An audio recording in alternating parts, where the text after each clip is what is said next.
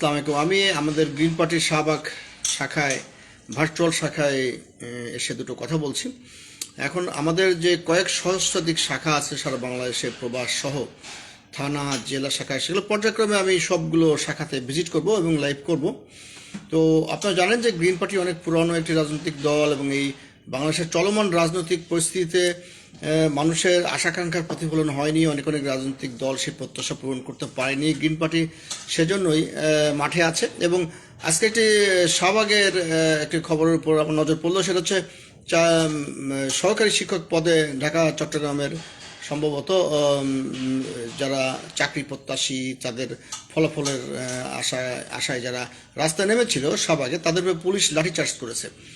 বিষয়টি আমাকে পীড়া দিয়েছে এই জন্য যে পুলিশ শিক্ষকদের উপরে লাঠিচার্জ করবে, এটা মেনে নেওয়া যায় না। পুলিশের উচিত হবে এই ধরনের রাস্তায় যদি কোনো বিক্ষোভ করে কেউ, তার জন্য হয়তো প্রয়োজনীয় পুলিশি মানে পারমিশন, যেটাকে আমরা পারমিশন বলি, অ্যাকচুয়ালি পুলিশকে ইনফর্ম করেই করা উচিত।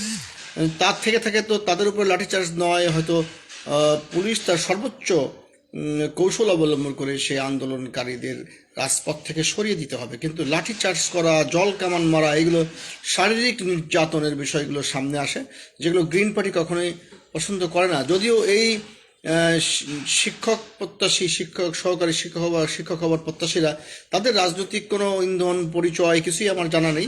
জানা থাকলেও আমি সেটা বলতে চাই না। আমি একটা ইস্যুর উপরে হাইলাইট করতে চাই, সেটা হচ্ছে যে তাদের উপরে লাঠিচার্জ করা হয়েছে।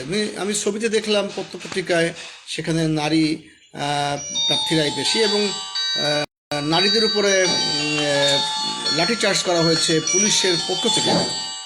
বিষয়টি খুবই পীড়াদায়ক এবং মেনে নেবার মতো নয়। পুলিশ অবশ্য যে ধরনের ইনস্ট্রাকশন পায় যে কোনো আন্দোলন বিক্ষোভ দমিয়ে দেওয়ার জন্য, সেটা পুলিশ করে এবং সেই পুলিশের প্রতি আমাদের অনুরোধ থাকবে গ্রিন পার্টির পক্ষ থেকে যে যাতে করে পুলিশ একটু সহনশীল হয় এবং তাদেরকে বিক্ষোভ সমাবেশ অবদমনের জন্য ভিন্ন কোনো কৌশল অবলম্বন করা যায় কিনা, এটা একটি বিষয়। আর আরেকটি বিষয় হচ্ছে যে আমাদের গ্রিন পার্টির কেন্দ্রীয় কার্যালয়ে বসে আমি কথা বলছি।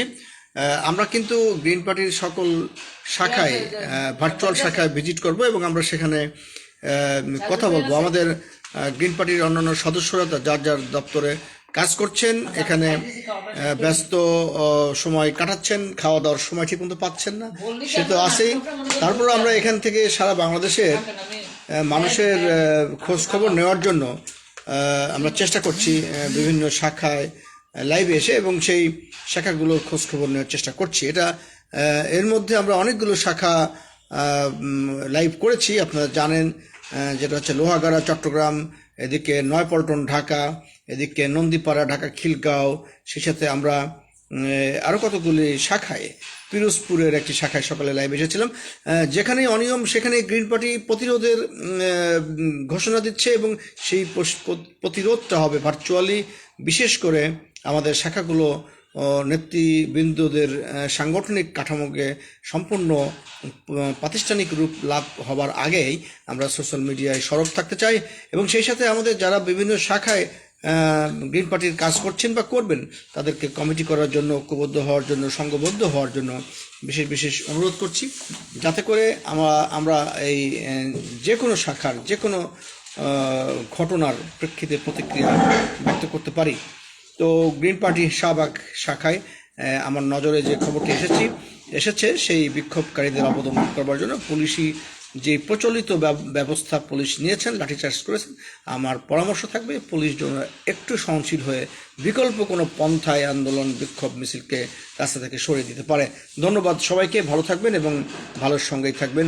গ্রিন পার্টি শাহবাগ থানায় যারা কাজ করতে চান, বিশেষ করে যারা শাহবাগে আশপাশে এলাকায় বসবাস করেন, শাহবাগ থানার একটা কমিটি হোক গ্রিন পার্টির, এবং সেই সাথে আগ্রহী নেতৃবৃন্দকে আমি অনুরোধ করছি যে আপনারা কমেন্ট বক্সে কমেন্ট দিবেন এবং আপনাদের মতামত পেশ করবেন। ধন্যবাদ। আসসালামু আলাইকুম।